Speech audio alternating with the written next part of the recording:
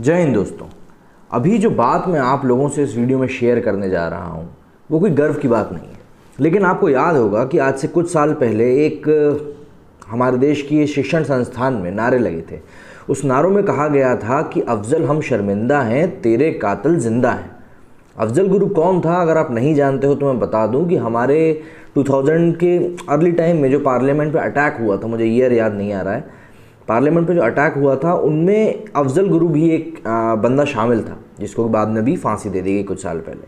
तो जब उनको फांसी दी गई, उसको जब फांसी दी गई तो इस तरह के नारे लगे कि अफजल हम शर्मिंदा हैं, तेरे कातिल जिंदा हैं। भैया खूब पोएम वोएम गानी आती है तो हमारे देश के लोगों को। तो इस तरीके से मुझे समझ में असल में मैं लॉजिक ही नहीं बिठा पाया कि आखिर एक शख्स जो हमारे देश की पार्लियामेंट पे हमला कर रहा है उसको लेकर लोग शर्मिंदा क्यों हैं, और फिर उसका कातिल कौन है? जो इंसान खुद दूसरों को मारने की सोच रहा हो उसके कातिल कौन है? उसको फांसी देने वाला कातिल कैसे हो सकता है? खैर ठीक है, ये बात अब बीत चुकी है, ये बात अब हो चुकी है। अब आज की खबर ये है कि भाई रिया चक्रवर्ती जो है उनको कल बेल मिल गई। अब उनको कल बेल मिली तो भाई सीधी सी बात है, देश में दो तबके हैं, एक तबका छोटा है, एक तबका बहुत बड़ा है। जो छोटा तबका है वो रिया चक्रवर्ती के सपोर्ट में आ रहा था।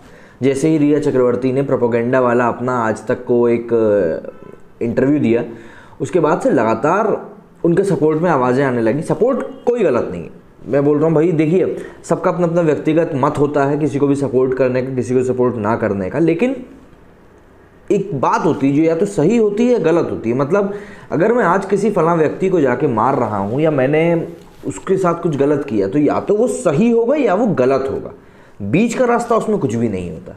अगर आपके ऊपर ड्रग्स के इल्ज़ाम लगे हैं, आपने खुद ये चीज़ एक्सेप्ट करी है कि आपने ड्रग्स को प्रोक्योर किया था, चाहे वो किसी के लिए भी किया, लेकिन उससे ये बात क्लियर होती है कि आपको ड्रग्स के बारे में पता था। जैसे कि अक्षय कुमार ने अभी वीडियो में कहा है, क्योंकि उनकी पिक्चर रिलीज होने वाली, तो उन्होंने कुछ वीडियो बनाया था एक, जिसमें उन्होंने कहा कि नहीं भैया बॉलीवुड में ड्रग्स इन्वॉल्व है। तो आप जब फिटनेस को लेकर इतने ज़्यादा सजग हैं तो आप उस इंडस्ट्री को साफ करने की क्यों नहीं सोच रहे जिस इंडस्ट्री में आप ऑलरेडी काम कर रहे हो? भाई इंसान की दीपावली की साफ़ सफाई पहले अपने घर से शुरू होती है, अपने कमरे से शुरू होती है, फिर घर पे आती है, उसके बाद आस पड़ोस की भी सफाई करता है, जितनी उसकी कुब्बत रहती है उस हिसाब से सफाई करता है।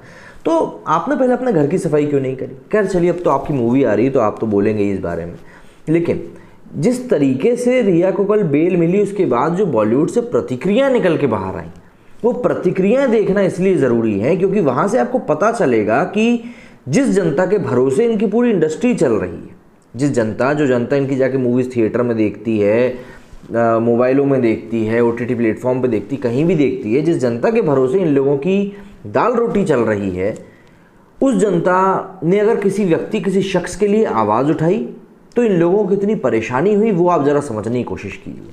मैं फिर कह रहा हूँ, सबके अपने में व्यक्तिगत विचार होते हैं, लेकिन सही और गलत में फ़र्क करना भी आना चाहिए।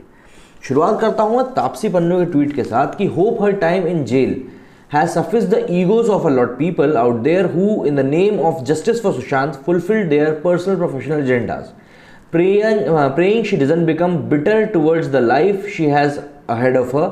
Life is unfair but at least it's not over as yet.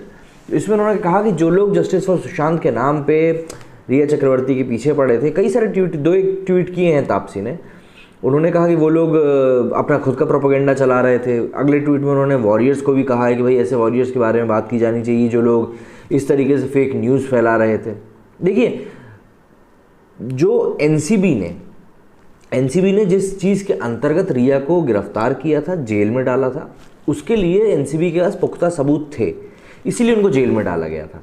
अब हाँ, उनको बेल इसलिए मिली क्योंकि एनडीपीएस धारा के अंतर्गत एनसीबी वो तथ्य नहीं मौजूद करा पाया कि उनको और क्यों इनकी जो कस्टडी है वो बढ़ाई जानी चाहिए, वो एक बात का विषय है। लेकिन समझने वाली बात यहाँ पे ये है कि जिस तरीके से एक सेलिब्रेशन चल रहा है, जिस तरीके से बोला, जो बातें की जा रही हैं बढ़ा चढ़ा के, उससे एक चीज़ जो हमारे दिमाग में क्लियर हो जानी चाहिए वो ये कि इन लोगों को ऐसा फील हो रहा है कि रिया चक्रवर्ती जो हैं वो बेल पे बाहर नहीं आई है, बल्कि बाइज्जत बरी होकर बाहर आई हैं।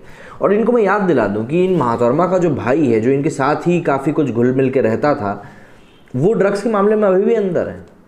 कहा गया है कि भाई पेडलर्स की जो चेन है उसमें इनका भी एक बहुत बड़ा अहम रोल था, तो वो चीज़ भी बाहर निकल के आई है। तो ठीक है भैया, बड़े पढ़े लिखे लोग हैं, सोनी राजदान जी, जिनकी खुद की बेटी आलिया भट्ट काफ़ी विवादों में घिर रही हैं आजकल, उन्होंने हाथ जोड़ने वाली इमोजी बनाई है और साथ में टैग किया है मुंबई हाई कोर्ट को। आलिया भट्ट के करियर पे भी सड़क 2 के बाद पता नहीं कैसे सड़क से उठेगी। अली फजल भैया, इनने लिखा है थैंक गॉड। अब अली फजल का नाम यहाँ पे मेंशन करना इसलिए ज़रूरी है क्योंकि अली फजल का नाम अभी मिर्ज़ापुर के कारण भी बहुत चर्चा में है। वो चर्चा में इसलिए है क्योंकि दिसंबर के महीने में 2019 में इन्होंने एक ट्वीट किया था जिसमें इन्होंने ये किया था, सीए के प्रोटेस्ट जो हो रहे थे उनको सपोर्ट करते हुए लिखा था कि शुरू मजबूरी में किया था पर अब मज़ा आ रहा है। तो इसको लेकर भी ये ऑलरेडी विवादों में है और ऐसे में फिर एक ऐसे शख्स का ही सपोर्ट कर रहे हैं जिसको कि एक्यूज़ बनाया गया है, ड्रग्स से लेकर इनके उसके ऊपर केस चल रहा है। तो ये दिखाता है कि ये इनके ऊपर जब बात आती है तो ये लोग झेल नहीं पाते, चाहे वो इनके साथ का व्यक्ति गलत ही क्यों ना हो, पर ये लोग झेल नहीं पाते हैं। ये इनकी मानसिकता दिखाता है। भाई आखिर ठीक है, आप इंडस्ट्री हो, देश की बहुत बड़ी इंडस्ट्री हो, कई लोगों को आप रोज़गार दे रहे हो, तो उसकी साफ़ सफाई में भी तो ध्यान दो। कब तक मोदी जी इस काम को करते रहेंगे स्वच्छ भारत के नाम पर। फराह खान लिखते हैं क्या है, फरहान अख्तर है, हाँ, फराह खान लिखती हैं, thank you God for small mercy, छोटी सी दया के लिए ऊपर वाले तेरा धन्यवाद। भैया उनको बॉम्बे हाई कोर्ट ने बेल दी है ना, भगवान तोड़ना आए थे वहाँ पे। फिर ठीक है, हो सकता है मेरे कोई कटघरे में खड़ा कर दें ये लोग कि भैया इसने ऐसा ऐसा कहा था। लेकिन यहाँ पे जो सबसे बड़ी समझने वाली बात है जो मैंने आपको बताई वही है कि भाई इन लोगों की जो दोहरी मानसिकता है इन चीज़ों को लेकर, वो हम लोगों को समझनी पड़ेगी। जैसे ही आप खुद समझिए, जैसे ही इन लोगों की इंडस्ट्री के ऊपर बात आई कि नहीं यार हमारी इंडस्ट्री के ऊपर सवाल उठ रहा है, तो इन सभी लोगों ने कौतूहल मचाना शुरू कर दिया। जैसे अनुभव सिन्हा जी लिखते हैं, फाइनली शी गेट्स बेल, रिया चक्रवर्ती। अनुभव सिन्हा जिन्होंने थप्पड़ को डायरेक्ट किया था, आई थिंक तापसी पन्नू उसमें एक्ट्रेस थी। तो अनुभव सिन्हा भी अलग अलग मौक़ों पे सीए प्रोटेस्ट के दौरान भी सामने उठ के आए थे, बड़े मुखर होकर उन्होंने फिल्म फ्रेटर्निटी को लीड करते हुए अपना विरोध जाहिर किया था। अच्छी बात है, डेमोक्रेसी है, उसी का फ़ायदा सब उठा रहे हैं।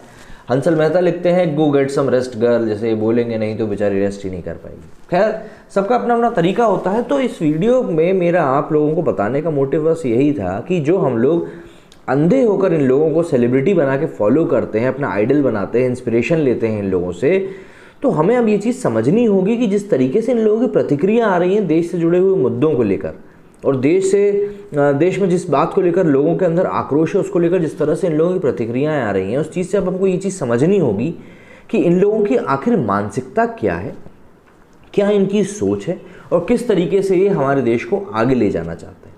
तो ये जो पूरा घटनाक्रम चल रहा है इसको बिल्कुल क्लोजली ऑब्जर्व करिए। मूवीज़ देखना ना देखना ये आपका व्यक्तिगत डिसीजन है। मेरा बस यहाँ पे कहना यही है कि आप किसी भी व्यक्ति को अपना आइडल, अपना इंस्पिरेशन, अपनी प्रेरणा बनाने के पहले उस इंसान की सोच के बारे में भी परख के देख लीजिए। एक समय था हम लोगों को ये चीज़ें पता नहीं चल पाती थी, लेकिन आज दौर सोशल मीडिया का है। अब इसको मजबूरी कह लें या ज़रूरत, पर हाँ, हर सेलिब्रिटी को सोशल मीडिया पे अपनी उपस्थिति दर्ज कराना बहुत ज़रूरी हो गया है, क्योंकि आज की डेट में जो भी सेलिब्रिटी सोशल मीडिया पे नहीं है वो गायब माना जाता है। ऐसा खुद बॉबी देओल ने अभी एक रिसेंट इंटरव्यू में कहा है। तो इसीलिए ये जो मजबूरी इन लोगों की बन चुकी है सोशल मीडिया पे अपनी प्रेजेंस को दिखाना, उस प्रेजेंस के कारण कई सारी ऐसी पोल पट्टियाँ हैं जो इन लोगों की अब निकल कर धीरे धीरे सामने आ जाती हैं, इनकी सोच सामने आ जाती है, इनके विचार सामने आ जाते हैं।